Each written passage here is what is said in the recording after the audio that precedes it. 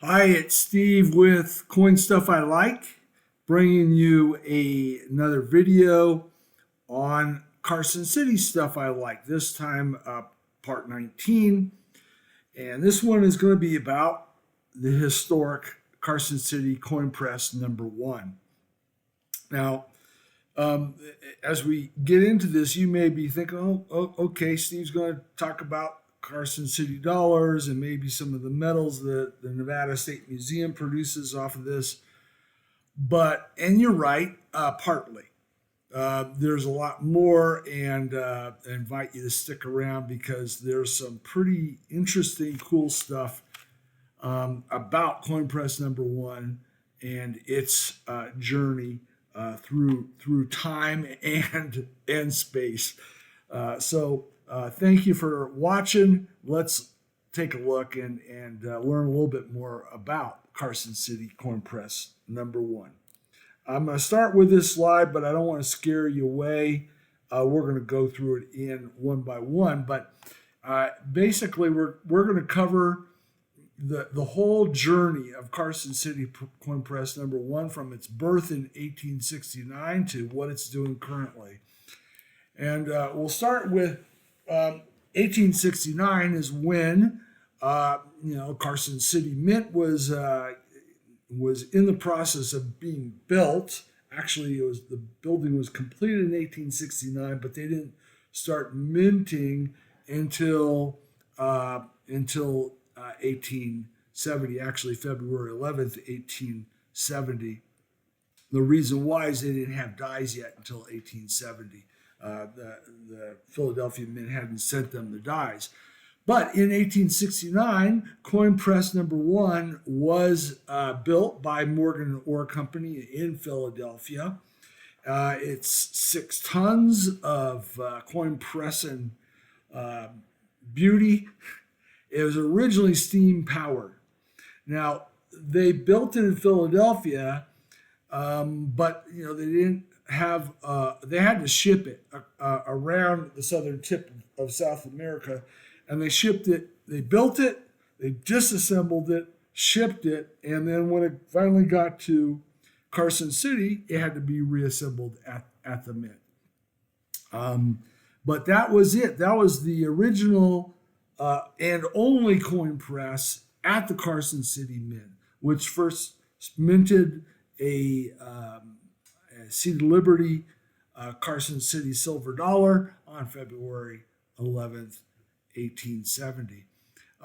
During this period of 1870 to 1874, Coin Press number one produced every denomination at the mint, and they produced dimes, quarters, halves, dollars, half eagles, eagles, and double eagles, all during this period. So Coin Press number one was busy producing all the denominations of the Carson City Mint. What you have here are just some of the coins in my collection, missing the 1873 Seeded Liberty, and missing all the other denominations, just the dollars, the Seeded Liberty dollars, and then the trade dollars, which were produced in this 5-year period between 1870 and 1874. In 1875, the Mint got a second coin press, and this was actually a larger coin press than Coin Press number one. And so Coin Press number one shared the workload for all the denominations in 75, and then in 76, another smaller coin press came in. The smaller coin press was designed for smaller denominations, so the dimes and perhaps the 20-cent pieces of 75 and 76, the quarters. That press probably did some of the work starting in 76. So what this means for you as a Carson City coin collector is that If you have a coin that's dated between 1875 and 1877, there is 1 in 2 chance that that coin, if it's 1875, 1 in 2 chance that it was pressed by coin press number 1. And starting in 1876, a 1 in 3 chance. Although it's likely that that third coin press was doing some of the work down at the lower denominations, and the other two were working on the dollars and the gold pieces, the half eagle, the eagle, and the double eagle. So maybe a 1 in 2 chance, but certainly a 1 in 3 chance for all the lower denominations. So I'm going to go back to that slide. In 1876, Carson City Mint produced the greatest number of minted coins, all denominations, in its entire operation years from 1870 to 1893. So 1876 was a boom year. 1877 was just a couple million coins behind. So it was something like 15 million and 13 million in 76 and 77. So they were really humming. They were really producing coins during this period of time, which, by the way, coincided with the peak production of the Comstock lode. The peak production of gold and silver coming out of the Comstock lode occurred in roughly 76, 77, which also coincided with the mint really in its highest productivity years. So a lot of coins produced. They're really working their coin presses. In 1878, coin press number 1 developed a crack in its body. So rather than having to ship it all the way back to Philadelphia to get repaired, the Virginia and Truckee Railroad, their machinist shop and engine house was just a few blocks down the road. And by the way, Abraham Curry was the guy responsible for building the mint. He was the first superintendent of the mint, but he also was responsible in overseeing the building of that engine house just down the street and the Carson City Capitol building. And another little interesting little tidbit is the stone, I think it is all limestone, for all 3 of those buildings was quarried at the prison in Carson City, or just outside on the outskirts of Carson City. So all of that came from quarry worked by prisoners at Carson City Penitentiary. So anyway, they got the machinists at the Virginia and Truckee Railroad to repair the crack. And when they did, they replaced the original brass piece right here, a reinforcing piece. Also, it was a nameplate that had Morgan and Orr on it. And they replaced it. They said, well, we did the work now. So they put Virginia and Truckee Railroad Works and Carson City, Nevada, 1878. They put this big brass plate on the front of it, and it's been there ever since. We'll come back to that a little bit later. Is this particular plate?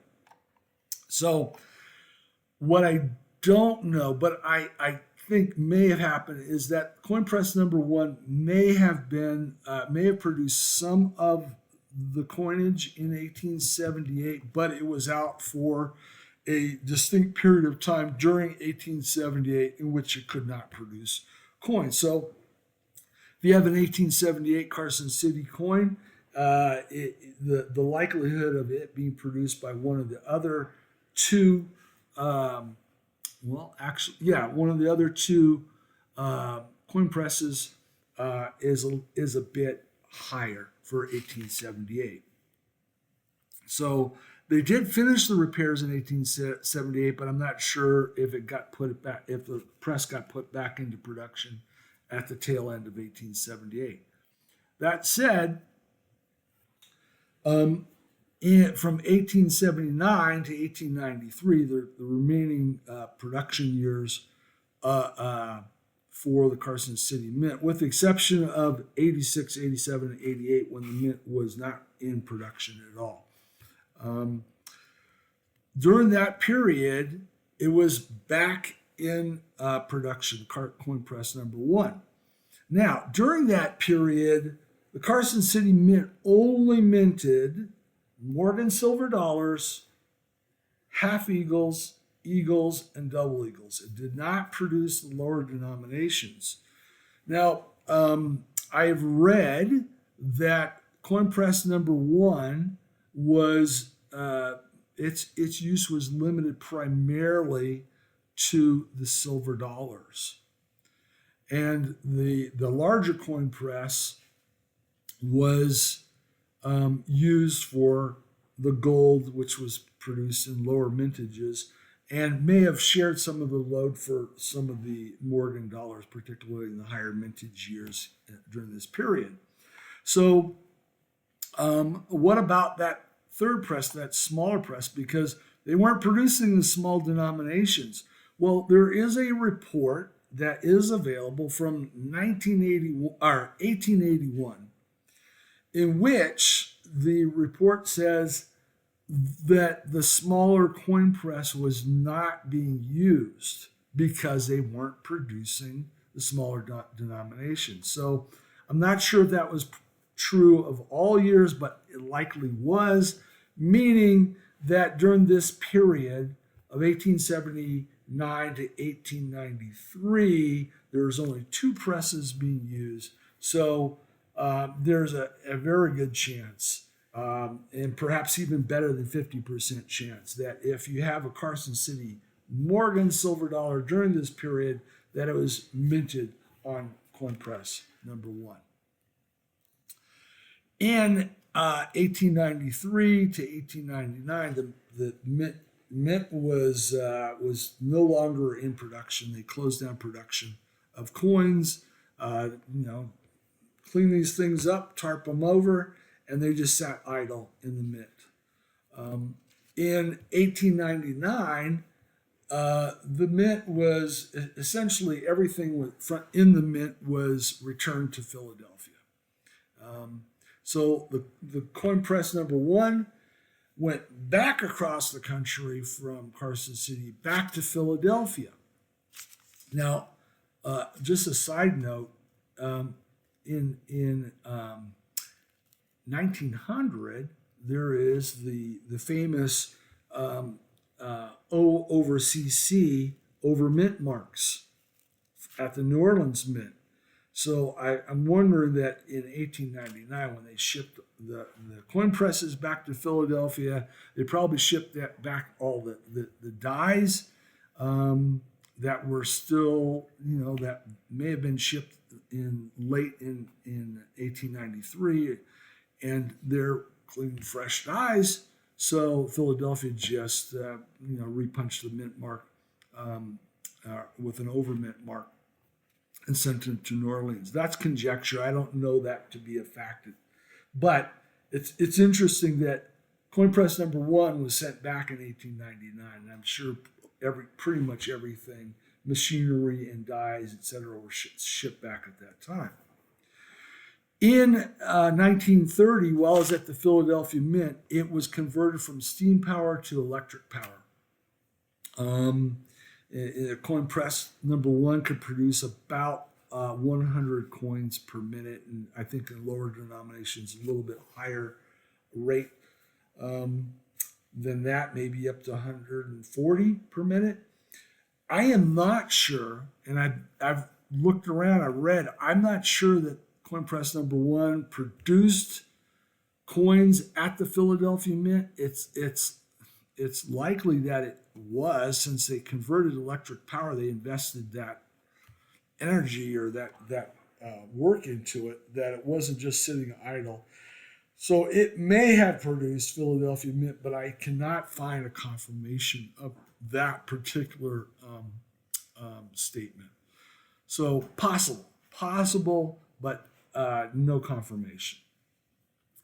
In 1945, coin press was sent back across the country, coin press number 1, to the San Francisco Mint for use in production. So 1945 to 1955 saw production of cents, nickels, dimes, quarters, Washington quarter, the tail end of the Walking Liberty halves, and the beginning and up to 55 the Franklin halves. So the coin press number 1 was used in production of some of these coins during that period. That's a 10-year period. We don't know which denominations though. It could have been used for all of them. So your 1949 S Franklin may have been produced by coin press number 1 from Carson City. On the other hand, it's more likely, this is conjecture because I don't have information on what denominations it was used for, is more likely used in the smaller denominations. So, your 1955 triple RPM S coin, that might be from Carson City Coin Press number 1. So it's sort of fascinating that, here we have a press that was made for Carson City and did a lot of work in Carson City, a lot of hard work. May have been used in Philadelphia, that's conjecture, but definitely was used in this period of 45 to 1955 at the San Francisco Mint. In 1955, the Mint, the overarching U.S. Mint, shut down coining operations at the San Francisco branch. And so there was nothing going on. And here they had this old coin press from Carson City, so it was destined for scrap. Well, there was a Oakland newspaper man who was, I guess, was on site at some point at the San Francisco Mint. His name is Frederick Monteagle. He also was a coin collector. Well, he saw this thing that was destined for scrap, and he recognized the Virginia and Truckee Railroad brass plate that was put on there in 1878. And so he ended up contacting the Old Mint, now is the Nevada State Museum at that point in time. And in 1958, the Nevada State Museum required the coin press number 1 for $225 and brought it back to the old Carson City Mint building, which was part of the Nevada State Museum at that time, as a historic artifact. Not an operating press, but just as a historic artifact. So, coin press went from Philadelphia, coin press number 1 from Philadelphia, around the southern tip of South America, overland to Carson City, then back to Philadelphia, then back to San Francisco, and then finally made it back to Carson City. And so this was, it was 90 years later, 1869 was when it made its journey across, and 1958 was when it came back. So it was back at home. And it was there until 1964. Well, in 1964, there was a coin shortage because silver was being pulled out of circulation by collectors and hoarders, and so there was a shortage of coinage. So Eva Adams, who was a native Nevadan, was the director of the Mint, was U.S. Mint director.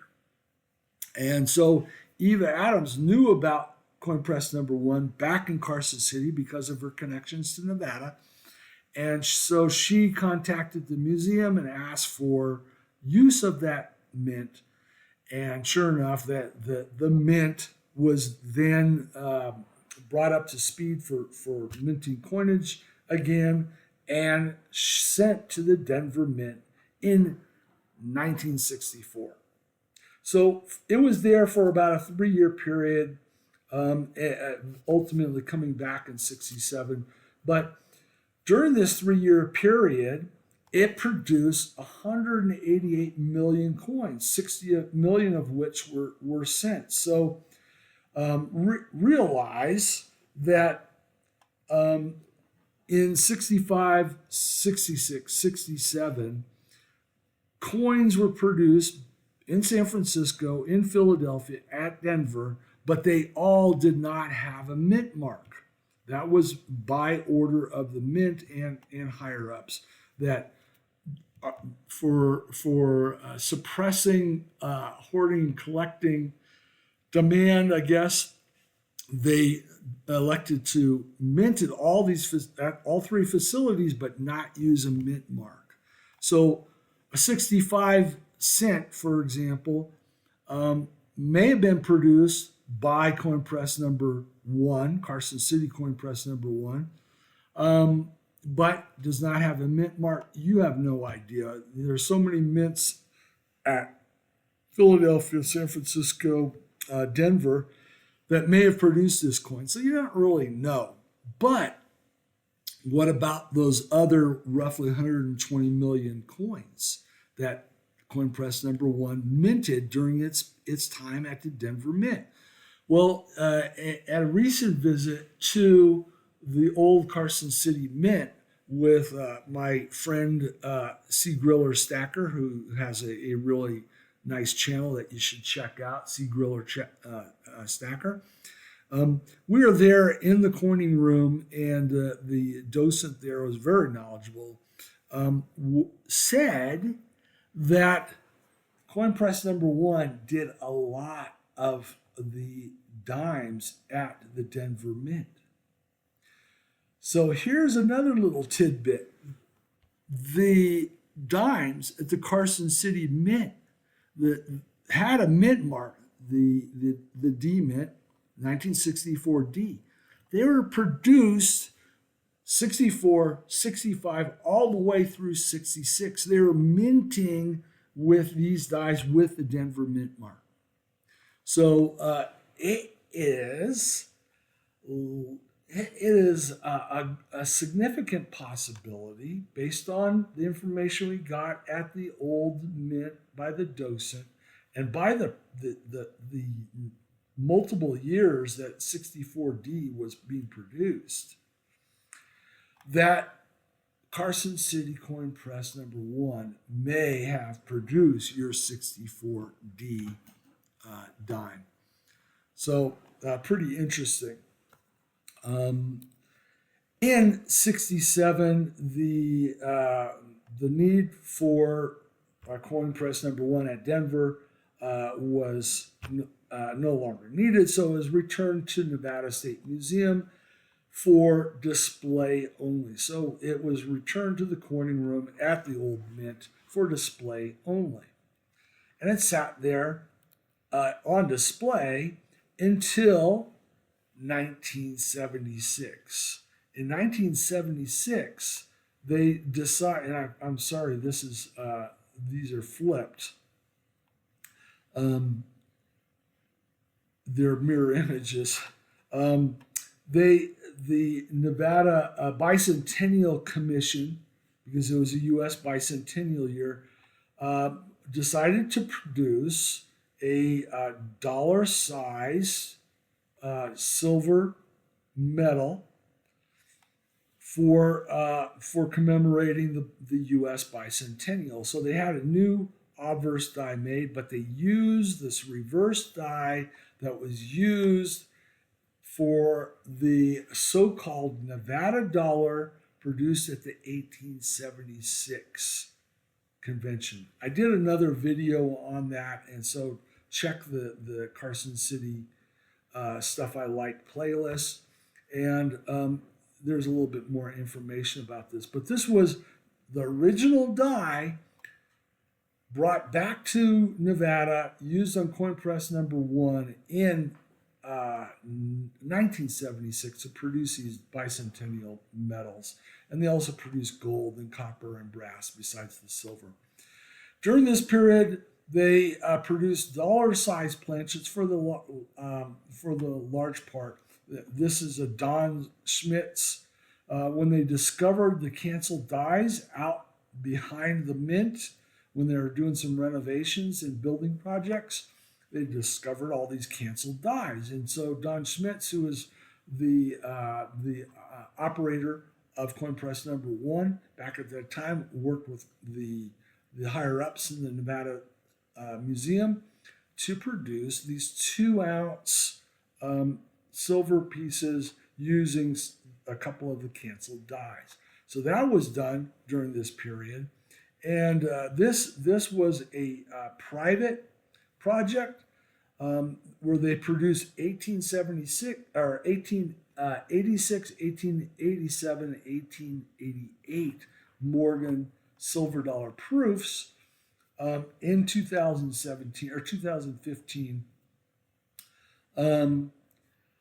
as a private project, and that fills in that gap where the original mint was not producing coins, 1886, 87, 88.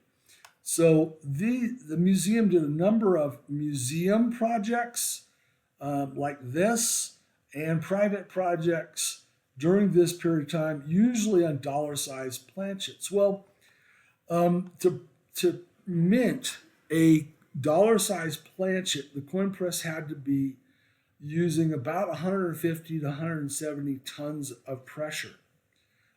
By the way, back in the 1870s, 75, 76, 77, when coin press number 1 was being used, there is some suggestion that they use up to 200 tons of pressure, which, given that plus the volume of coins that produced in that 1875 through 1877 period, led to the crack in the coin press number 1.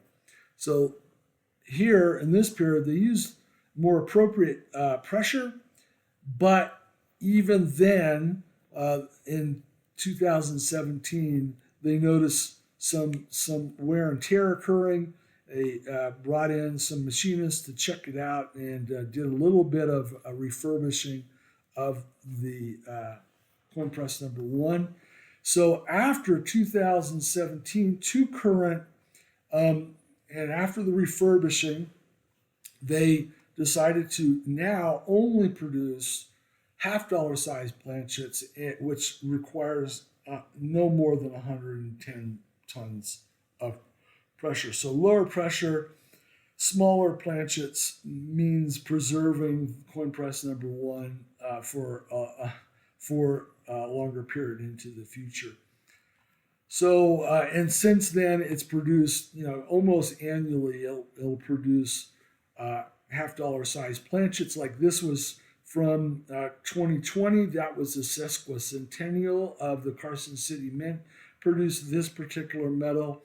Most of the metals, if not all the metals now produced at the Carson City Mint, bear this coin press number 1 on the one side of the coin with the CC Mint mark, and half troy ounce 999 silver and Carson City Mint.